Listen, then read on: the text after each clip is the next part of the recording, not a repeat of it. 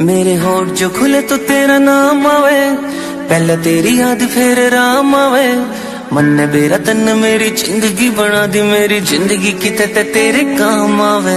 तू ना जो कवे तो मेरी ना से, हाँ जो कवे तो मेरी हाँ से। जिसकी मैं बात कोई टाल को नहीं सकता वा, और कोई कौन मेरी माँ से। मेरी माँ मेरा रब, मेरी माँ मेरा राम, मेरी माँ मेरा शहर, मेरी माँ मेरा